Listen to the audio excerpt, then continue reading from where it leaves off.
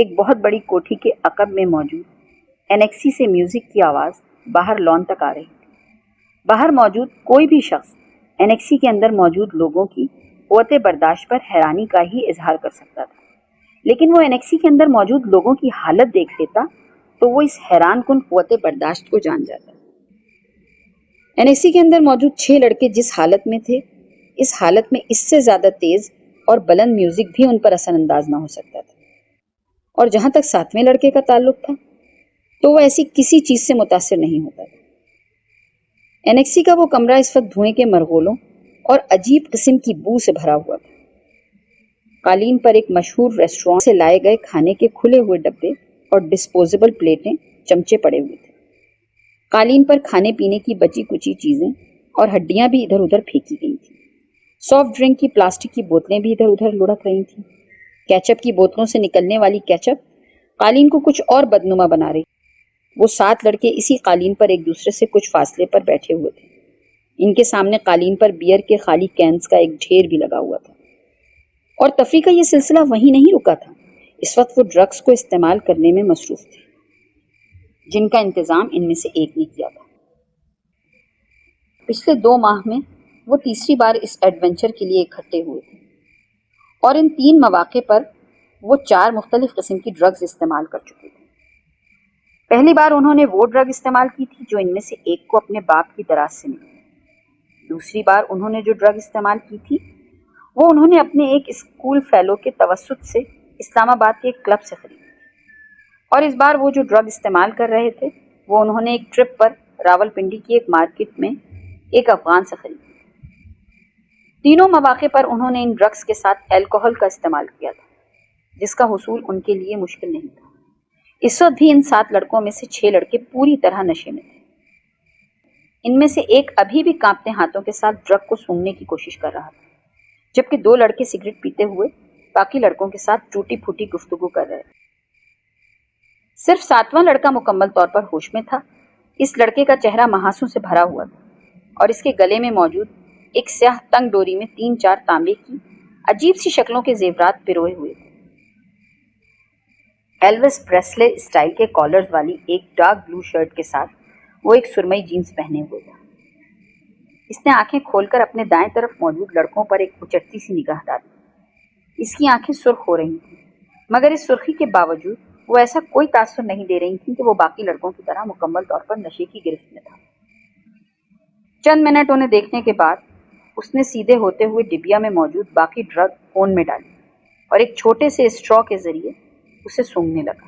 کافی دیر کے بعد اس نے اسٹرا کو ایک طرف پھینکا اور اپنے ہاتھ کی پور پر تھوڑی سی ڈرگ رکھ کر زبان کی نوک کے ساتھ کچھ دلچسپی، تجسس مگر احتیاط کے ساتھ اسے چکھا۔ دوسرے ہی لمحے اس نے برق رفتاری کے ساتھ اپنے بائیں جانب تھوکا۔ ڈرگ یقیناً بہت اچھی کوالٹی کی تھی۔ اس کی آنکھیں پہلے سے زیادہ سرخ ہو رہی تھیں، مگر ابھی بھی وہ اپنے ہوش و حواس میں تھا۔ اس کے چہرے کے تاثرات سے اندازہ ہو رہا تھا کہ وہ اپنی اس سرگرمی سے کچھ زیادہ محظوظ نہیں ہوا۔ 1-2 منٹ کے بعد اس نے اپنے پاس قالین پر پڑے ہوئے بیئر کے کین سے چند گھونٹ لیتے ہوئے جیسے ڈرگ کے ذائقے کو صاف کرنے کی کوشش کی۔ کین رکھنے کے بعد وہ چند منٹ تک کون میں موجود ڈرگ کو دیکھتا رہا۔ دوسرے 6 لڑکے اس وقت نشے میں پوری طرح دھت کارپٹ پر اوندھے سیدھے پڑے تھے، مگر وہ اب بھی اسی طرح بیٹھا تھا۔ کین میں موجود بیئر کے گھونٹ لیتے ہوئے وہ پرسوچ انداز میں ان سب کو دیکھتا رہا۔ اس کی آنکھیں اب متورم ہو رہی تھیں، مگر ان میں موجود چمک بتا رہی تھی کہ وہ ابھی بھی مکمل طور پر نشے میں نہیں۔ یہ اس کے ساتھ تیسری بار ہوا تھا۔ پہلی 2 بار ڈرگ استعمال کرنے کے بعد بھی وہ اسی طرح بیٹھا رہا تھا، جبکہ اس کے دوست بہت جلد نشے میں دھت ہوئے تھے۔ رات کے پچھلے پہر وہ ان لوگوں کو اسی حالت میں چھوڑ کر خود گھر آ گیا تھا۔ آج بھی وہ یہی کرنا چاہتا تھا۔ کمرے کے اندر موجود ڈرگ کی بو سے اب پہلی بار وہ الجھنے لگا تھا۔ اس نے کھڑا ہونے کی کوشش کی اور وہ لڑکھڑا گیا۔ اپنی لڑکھڑاہٹ پر قابو پاتے ہوئے وہ سیدھا کھڑا ہو گیا۔ نیچے جھک کر اس نے کارپٹ سے کیز، والیٹ اور کریڈٹ کارڈز اٹھائے، پھر آگے بڑھ کر اس نے اسٹیریو کو بند کیا۔ اپنی متورم اور سرخ آنکھوں سے اس نے کمرے میں ایک نظر دوڑائی، یوں جیسے وہ کوئی چیز یاد کرنے کی کوشش کر رہا ہو۔ پھر وہ کمرے کے دروازے کی طرف بڑھ گیا۔ ایک بار پھر نیچے بیٹھ کر اس نے جوگرز پہنے اور ان کے تسموں کو ٹخنوں کے گرد لپیٹ کر گرہ باندھا، پھر دروازے کا لاک کھول کر وہ باہر نکل گیا۔ روشنی سے ایک دم وہ کوریڈور کی تاریکی میں آ گیا تھا۔ اندھیرے میں اپنا راستہ ڈھونڈتے ہوئے وہ انیکسی کے بیرونی دروازے کو کھولتا ہوا باہر لان میں آ گیا۔ انیکسی کی سیڑھیاں اترتے ہوئے اسے اپنی ناک سے کوئی چیز بہتی ہوئی محسوس ہوئی۔ بایاں ہاتھ اٹھا کر اس نے اپنے اوپری ہونٹ پر رکھا، اس کی انگلیاں چپچپانے لگی تھیں۔ اس نے ہاتھ اٹھاتے ہوئے اپنی انگلیوں کو انیکسی کی بیرونی لائٹ کی روشنی میں دیکھا۔ اس کی پوروں پر خون کے قطرے لگے ہوئے تھے۔ اس نے اپنی ٹراؤزرز کی جیب ٹٹولتے ہوئے اندر سے ایک رومال برآمد کیا اور اپنی پوروں پر لگا ہوا خون صاف کیا۔ اس کے بعد اسی رومال کے ساتھ اس نے اپنے ناک سے ٹپکنے والا خون صاف کیا۔ اسے اپنے حلق میں کوئی چیز چبھتی ہوئی محسوس ہوئی۔ اس نے کھنکھار کر اپنا گلا صاف کرنے کی کوشش کی۔ اسے اب اپنے سینے میں بھی گھٹن کا احساس ہونے لگا تھا۔ چند گہرے سانس لے کر اس نے اس گھٹن کو کم کرنے کی کوشش کی۔ وہیں کھڑے کھڑے اس نے 2-3 بار نیچے تھوکا اور ایک بار پھر سیڑھیاں اترنے کے لیے قدم بڑھایا۔ وہ ایک دم چھٹک گیا۔ اس کے ناک میں عجیب سی سنسناہٹ ہوئی اور پھر ایک دم کوئی چیز پوری قوت سے بہنے لگی۔ وہ بے اختیار کمر کے بل جھک گیا۔ ایک دھار کی صورت میں اس کی ناک سے نکلنے والا خون سیڑھیوں پر گرنے لگا تھا۔ ماربل پر پھسلتا ہوا خون۔ وہ اسے دیکھتا رہا۔ گولف کلب میں تقریبیں تقسیم انعامات منعقد کی جا رہی تھی۔ 16 سالہ سالار سکندر بھی انڈر 16 کی کیٹیگری میں 7 انڈر پار کے اسکور کے ساتھ پہلی پوزیشن کی ٹرافی وصول کرنے کے لیے موجود تھا۔ سکندر عثمان نے سالار سکندر کا نام پکارے جانے پر تالیاں بجاتے ہوئے اس ٹرافی کیبنٹ کے بارے میں سوچا، جس میں اس سال انہیں کچھ مزید تبدیلیاں کروانی پڑیں۔ سالار کو ملنے والی شیلڈز اور ٹرافیز کی تعداد اس سال بھی پچھلے سالوں جیسی ہی تھی۔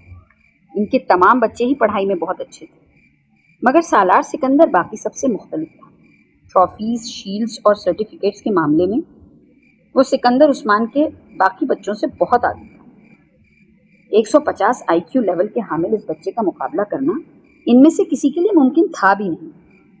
فخریہ انداز میں تالیاں بجاتے ہوئے سکندر عثمان نے دائیں طرف بیٹھی ہوئی اپنی بیوی سے سرگوشی میں کہا، یہ گولف میں اس کی 13ویں اور اس سال کی 4تھی ٹرافی ہے۔ ہر چیز کا حساب رکھتے ہیں آپ، اس کی بیوی نے مسکراتے ہوئے جیسے قدرے ستائشی انداز میں اپنے شوہر سے کہا، جس کی نظریں اس وقت مہمان خصوصی سے ٹرافی وصول کرتے ہوئے سالار پر مرکوز تھی۔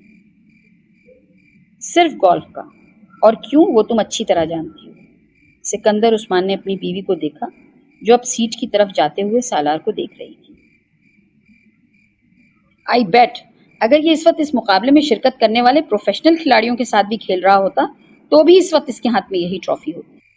سکندر عثمان نے اپنے بیٹے کو دور سے دیکھتے ہوئے کچھ فخریہ انداز میں دعویٰ کیا۔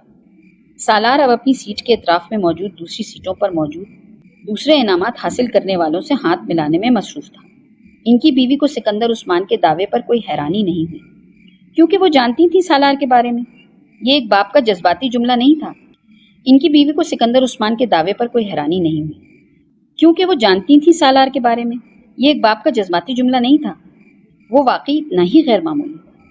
اسے 2 ہفتے پہلے اپنے بھائی زبیر کے ساتھ اسی گولف کورس پر 18 ہول پر کھیلا جانے والا گولف کا میچ یاد آیا۔ رف میں اتفاقاً گر جانے والی ایک بال کو وہ جس صفائی اور مہارت کے ساتھ واپس گرین پر لایا تھا، اس نے زبیر کو محو حیرت کر دیا تھا۔ وہ پہلی بار سالار کے ساتھ گولف کھیل رہا تھا۔ مجھے یقین نہیں آ رہا۔ 18 ہول کے خاتمے تک کسی کو بھی یہ یاد نہیں تھا کہ اس نے یہ جملہ کتنی بار بولا تھا۔ گیند کو ہول میں جاتے دیکھ کر اس نے کلب کے سہارے کھڑے کھڑے صرف گردن موڑ کر آنکھوں ہی آنکھوں میں سالار سکندر اور اس ہول کے درمیان موجودہ فاصلے کو ماپا تھا، اور پھر جیسے بے یقینی سے سر ہلاتے ہوئے سالار کو دیکھا۔ آج سالار صاحب اچھا نہیں کھیل رہے۔ زبیر نے مڑ کر بے یقینی کے عالم میں اپنے پیچھے کھڑے کیڈی کو دیکھا، جو گولف کورٹ پکڑے سالار کو دیکھتے ہوئے بڑبڑا رہا تھا۔ ابھی یہ اچھا نہیں کھیل رہا؟ زبیر نے کچھ عجیب سے انداز میں کلب کے کیڈی کو دیکھا۔ ہاں صاحب، ورنہ بال کبھی رف میں نہ جاتی، کیڈی نے بڑے معمول کے انداز میں انہیں بتایا۔ آپ آج یہاں پہلی بار کھیل رہے ہیں نا؟ اور سالار صاحب پچھلے 7 سال سے یہاں کھیل رہے ہیں۔ میں اسی لیے کہہ رہا ہوں کہ آج وہ اچھا نہیں کھیل رہا ہے۔ کیڈی نے زبیر کی معلومات میں اضافہ کیا اور زبیر نے اپنی بہن کو دیکھا جو فخریہ انداز میں مسکرا رہی تھیں۔ اگلی بار میں پوری تیاری کے ساتھ آؤں گا اور اگلی بار کھیل کی جگہ کا انتخاب بھی میں ہی کروں گا، زبیر نے اپنی بہن کے ساتھ سالار کی طرف جاتے ہوئے کہا۔ اینی ٹائم اینی پلیس، انہوں نے اپنے بیٹے کی طرف سے اپنے بھائی کو پورے اعتماد انداز میں چیلنج کرتے ہوئے کہا۔ میں تمہیں اس ویکینڈ پر TADA کے ساتھ کراچی بلانا چاہتا ہوں، انہوں نے سالار کے قریب پہنچ کر ہلکے پھلکے انداز میں کہا۔ سالار مسکرا دیا۔ کس لیے؟ میرے بہاف پر تمہیں کراچی چیمبر آف کامرس کے صدر کے ساتھ ایک میچ کھیلنا ہے۔ میں اس بار الیکشنز میں اس سے ہارا ہوں، مگر اگر وہ کسی سے گولف کا میچ ہار گیا نا تو اسے ہارٹ اٹیک ہو جائے گا، اور وہ بھی ایک بچے کے ہاتھوں۔ So let's settle the scores. وہ اپنے بھائی کی بات پر ہنسی تھی، مگر سالار کے ماتھے پر چند بل نمودار ہو گئے۔ بچہ؟ اس نے ان کے جملے میں موجود واحد قابل اعتراض لفظ پر زور دیتے ہوئے اسے دہرایا۔ میرا خیال ہے انکل، مجھے کل آپ کے ساتھ 18 ہولز کا ایک اور گیم کھیلنا پڑے گا۔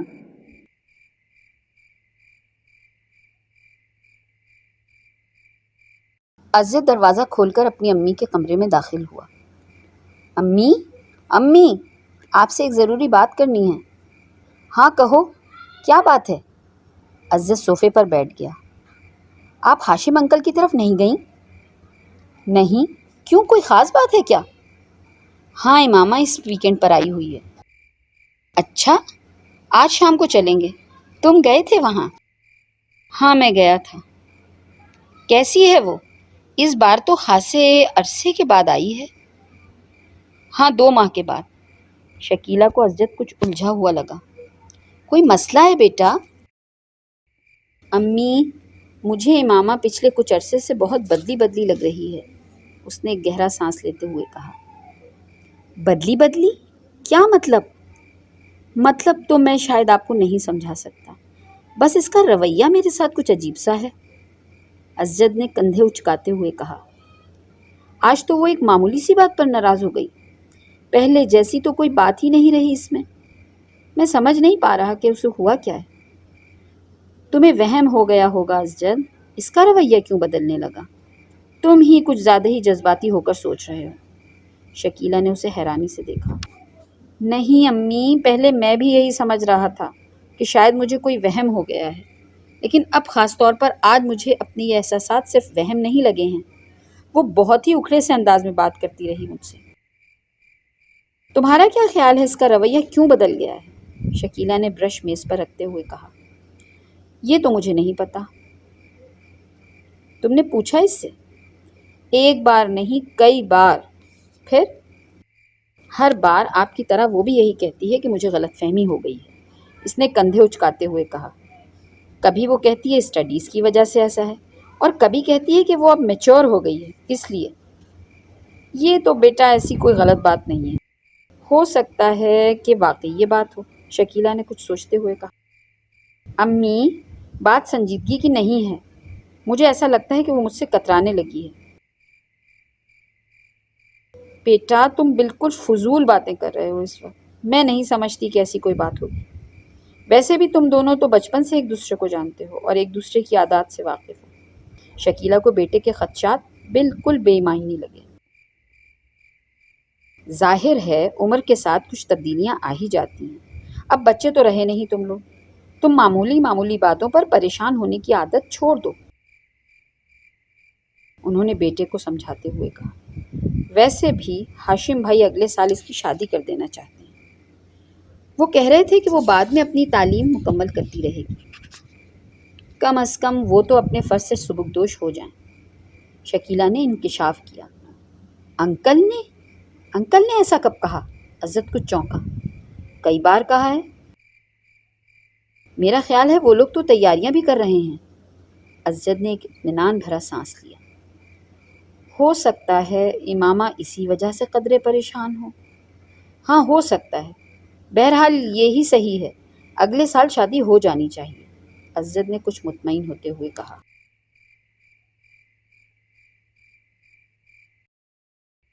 وہ 16-17 سال کا ایک دبلا پتلا مگر لمبا لڑکا تھا۔ اس کے چہرے پر گہرا رواں نظر آ رہا تھا جسے ایک بار بھی شیو نہیں کیا گیا تھا۔ اور اس روئیں نے اس کے چہرے کی معصومیت کو برقرار رکھا تھا۔ وہ اسپورٹس شارٹس اور ایک ڈھیلی ڈھالی ٹی شرٹ پہنا ہوا تھا۔ اس کے پیروں میں کاٹن کی جرابیں اور جاگرز تھے۔ چوئنگم چباتے ہوئے اس کی آنکھوں میں ایک عجیب طرح کی بے چینی اور اضطراب تھا۔ وہ اس وقت ایک پرہجوم سڑک کے بیچوں بیچ ایک ہیوی ڈیوٹی موٹر سائیکل پر بیٹھا ہوا تیزی سے تقریباً اسے اڑائے لے جا رہا تھا۔ وہ کسی قسم کے ہیلمٹ کے بغیر تھا اور بہت ریش انداز میں موٹر سائیکل کو چلا رہا تھا۔ اس نے 2 دفعہ سگنل توڑا، 3 دفعہ خطرناک طریقے سے کچھ گاڑیوں کو اوورٹیک کیا، 4 دفعہ بائک چلاتے چلاتے اس کا اگلا پہیہ اٹھا دیا اور کتنی ہی دور تک صرف ایک پہیے پر بائک چلاتا رہا۔ 2 دفعہ دائیں بائیں دیکھے بغیر اس نے برق رفتاری سے اپنی مرضی کا ٹرن لیا۔ 1 دفعہ وہ زگ زیگ انداز میں بائک چلانے لگا۔ 6 دفعہ اس نے پوری رفتار سے بائک چلاتے ہوئے اپنے دونوں پاؤں اوپر اٹھا دیے۔ پھر ایک دم اسی رفتار سے بائک چلاتے ہوئے اس نے ون وے کی خلاف ورزی کرتے اس لین کو توڑا اور دوسری لین میں زناٹے کے ساتھ گھس گیا۔ سامنے سے آتی ہوئی ٹریفک کی بریکس ایک دم چرچرانے لگی۔ اس نے فل اسپیڈ پر بائک چلاتے ہوئے ایک دم ہینڈل پر سے اپنے ہاتھ ہٹا دیے۔ بائک پوری رفتار کے ساتھ سامنے سے آنے والی گاڑی کے ساتھ ٹکرائی۔ وہ ایک جھٹکے کے ساتھ ہوا میں بلند ہوا اور پھر کسی چیز پر گرا۔ اسے اندازہ نہیں ہوا، اس کا ذہن تاریک ہو چکا تھا۔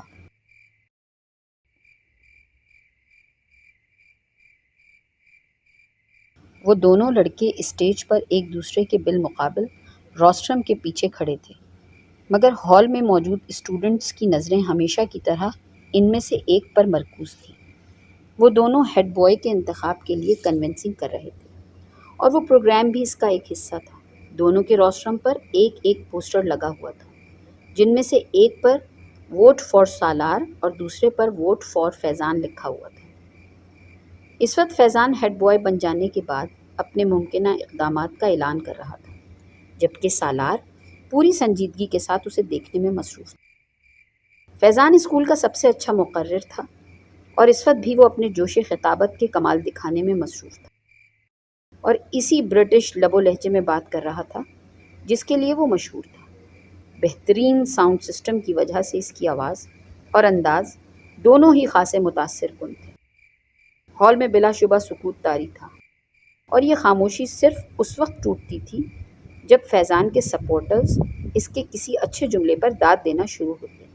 ہال ایک دم تالیوں سے گونج اٹھتا۔ آدھ گھنٹے کے بعد وہ جب اپنے لیے ووٹ کی اپیل کرنے کے بعد خاموش ہوا تو ہال میں اگلے کئی منٹ تک تالیاں اور سیٹیاں بجتی رہیں۔ ان تالیاں بجانے والوں میں خود سالار سکندر بھی شامل تھا۔ فیضان نے ایک فاتحانہ نظر ہال پر اور سالار پر ڈالی اور اسے تالیاں بجاتے دیکھ کر اس نے گردن کے ہلکے سے اشارے سے اسے سراہا۔ سالار سکندر آسان حریف نہیں تھا اور یہ وہ اچھی طرح جانتا تھا۔ اسٹیج سیکریٹری اب سالار سکندر کے لیے اناؤنسمنٹ کر رہا تھا۔ تالیوں کی گونج میں سالار نے بولنا شروع کیا۔ Good morning friends. وہ ایک لہجہ ٹھہرا۔ فیضان اکبر ایک مقرر کے طور پر یقیناً ہمارے اسکول کا اثاثہ ہیں۔ میں یا دوسرا کوئی بھی ان کے مقابلے میں کسی اسٹیج پر کھڑا نہیں ہو سکتا۔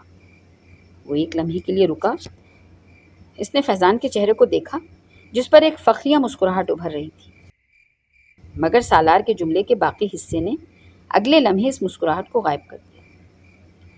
اگر معاملہ صرف باتیں بنانے کا ہو تو ہال میں ہلکی سی کھلکھلاہٹیں ابھریں۔ سالار کے لہجے کی سنجیدگی برقرار تھی، مگر ایک ہیڈ بوائے اور مقرر میں بہت فرق ہوتا ہے۔ مقرر کو باتیں کرنی ہوتی ہیں اور ہیڈ بوائے کو کام کرنا ہوتا ہے۔ دونوں کے درمیان میں فرق ٹاکر اور ڈوئر کا ہوتا ہے، اور great talkers are not great doers. Salar کے سپورٹرز کی تالیوں سے ہال گونج اٹھا۔